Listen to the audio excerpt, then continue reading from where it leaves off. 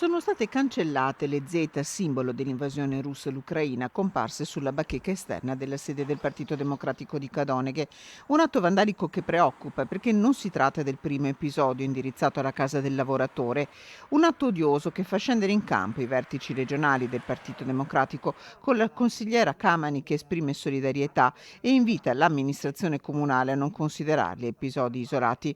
Sull'episodio interviene il sindaco della città, Marcos Chiesaro. Vedo molti commenti sui social che chiedono al Partito Democratico di interrogarsi come mai molti cittadini, sebbene sbaglino, continuino ad associare il Partito Democratico agli eventi bellici e al riarmo. Teniamo bassi i toni, non facciamo allusioni insopportabili come dire i soliti ignoti. Se hanno dei nomi li facciano, se hanno le prove le diano. Tutte le forze dell'ordine sono assolutamente a disposizione, come anche l'amministrazione lo è per tutti i fatti di questo tipo e criminali.